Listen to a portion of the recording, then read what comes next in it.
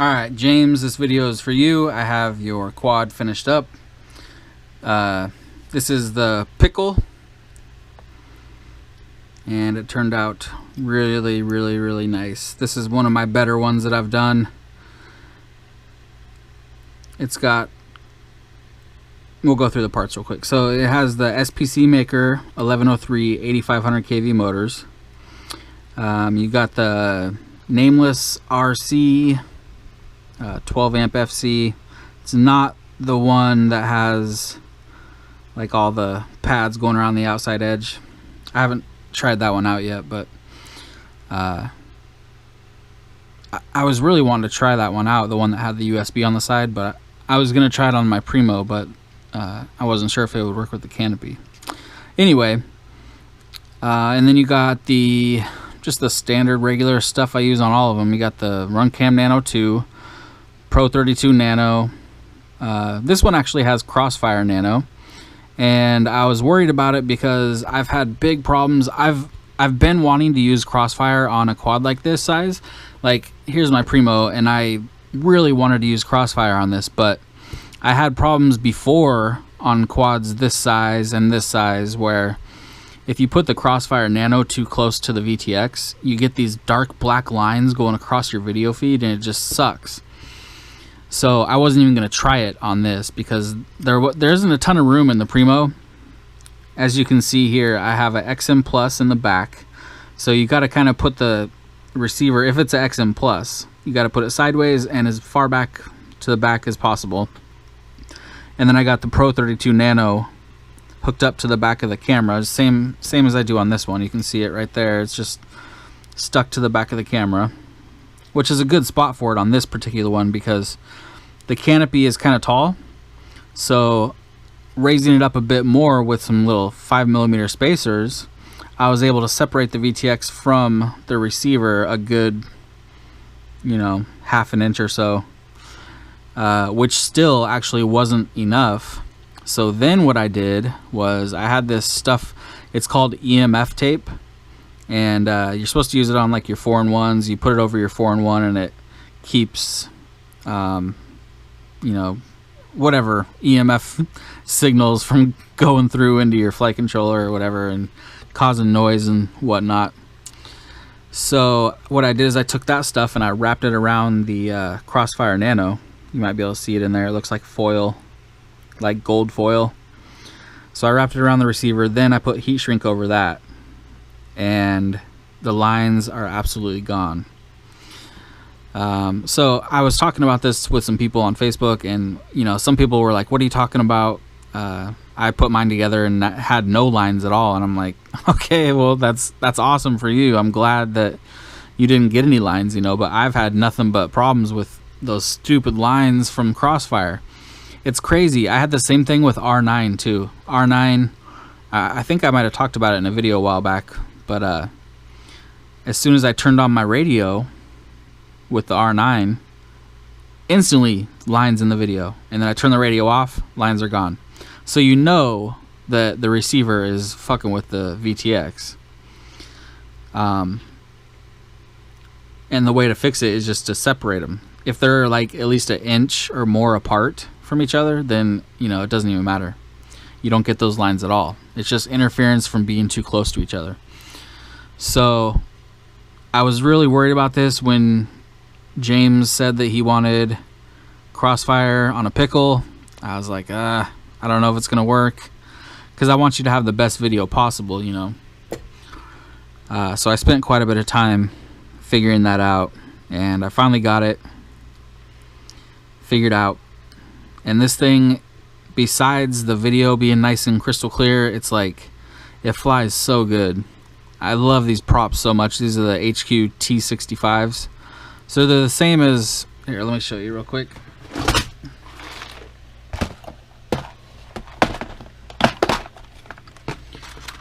They're the same as these ones that are just the push-ons. I don't know if they're exact, but they look pretty close. Besides the hub, they're pretty much identical. So I think they are exactly the same, actually.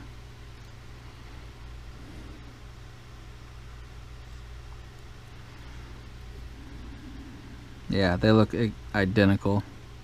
So it's just the hub that's different. You can put screws in these ones. But I freaking love these props so much. These are my favorites. Absolute favorites for 65mm. So awesome.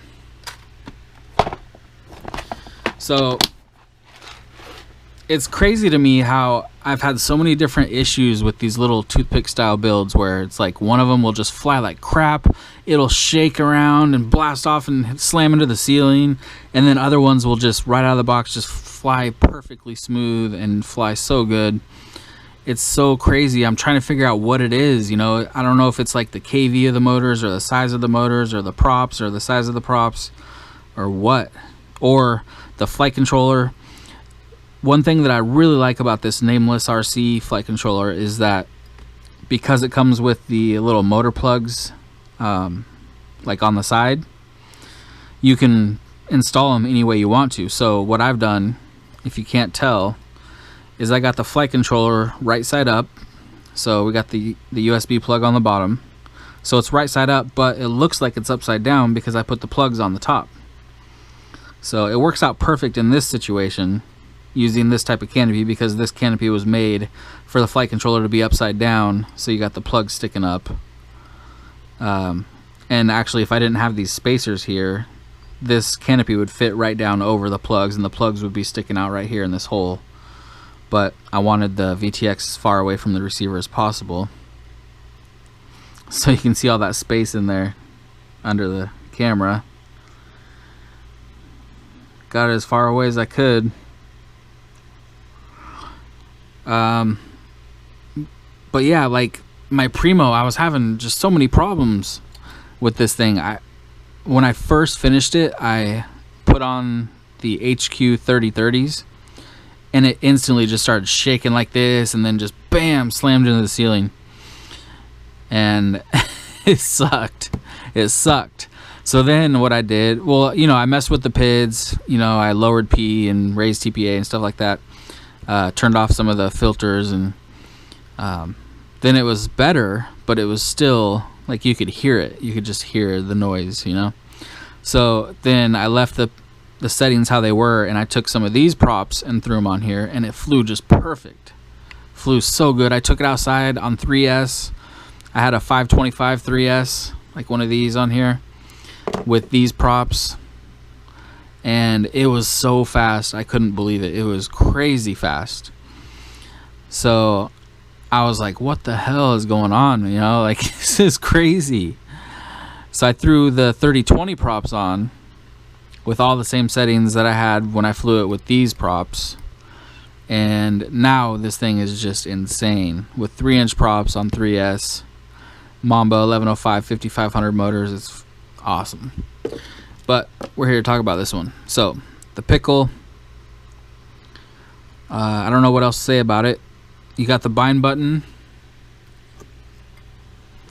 I kind of ripped a piece of that EMF foil out, a little square out from where the bind button is, so you'll be able to see it in person. But I'm clicking it right now. Okay. And then the button for the VTX is very easy to get to. It's right there. But you shouldn't have to press it. Actually, I didn't unlock it yet. I'll do it on camera so people can know how to unlock it. It takes a minute, but once you know how to do it, it's so simple. It's already bound up to my radio, so put this battery back in. This is going to be a 2S quad. You got the 8500 kV. With these props on 2S, it's going to rip. You could also throw a 300 milliamp hour 3S. It'll fit in this, and that'll be pretty awesome too. But I want to make sure that smart audio is working because I ran it through Crossfire. So we'll just plug in.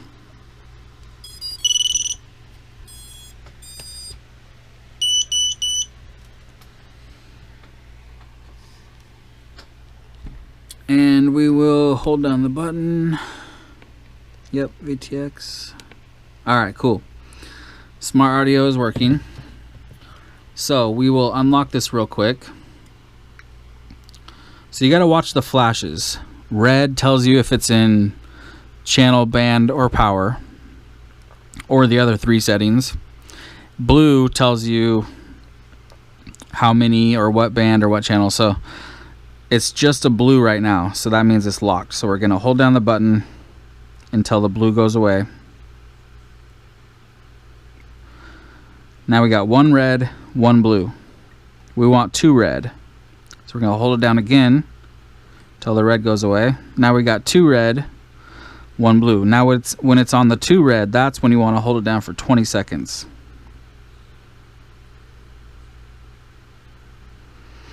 The blue LED will come on, and then it'll start blinking, and then it'll go solid, and when it goes solid you let go, and then it's unlocked.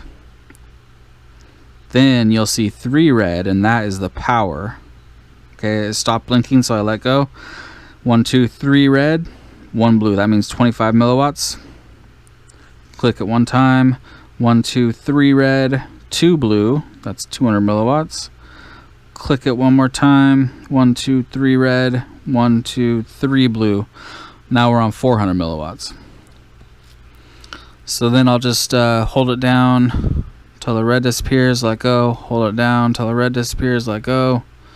Do that again, and 1 more time, and there we go. Now we got red and blue, so it's unlocked and on 400 milliwatts.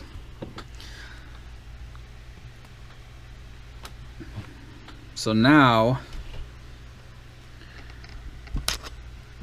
we'll triple check that smart audio is working. We'll turn on the video here. All right, you got your video there. So we're gonna, it's on A1. I don't have an A on here, so we'll put it on F, which is airwave. All right, see now it changed. So now if I go to F, it should be on F1. So there's E, and there's F, F1. All right, cool. So smart audio is definitely working. We're gonna change the power to 800. There we go. All right.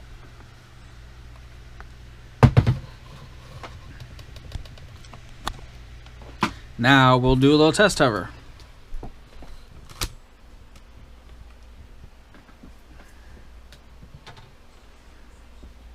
Here we go.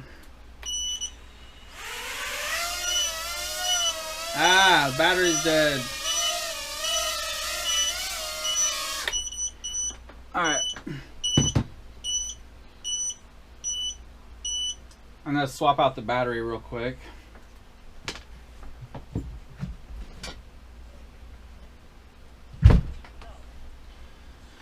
Okay. Try this again.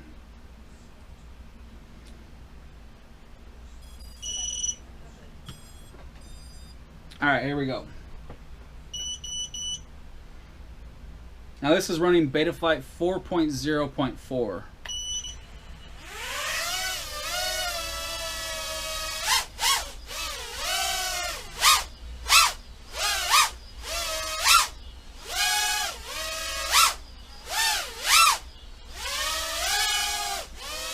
God damn, it's flying so good. I just want to take it outside right now and go rip it.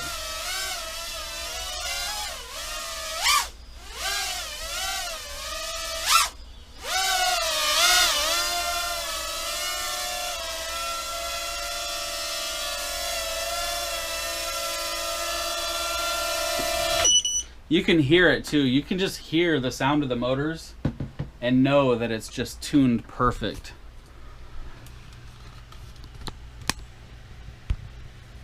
So yeah, you can see there's a little bit of noise, not much though at all. I mean, and the biggest thing for me is no black lines. So it looks pretty good to me.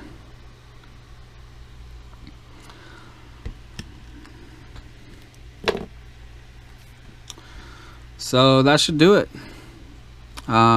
Depending on what firmware is on your Crossfire module, you might have to push the bind button after you plug in the battery and update it, or it might just bind right up and go fly. Auxiliary 1 is set to ARM, auxiliary 2 is modes, and I'm really happy with this thing, so hopefully you are too. Alright, James, thank you. I will get it boxed up and shipped out and send you over tracking.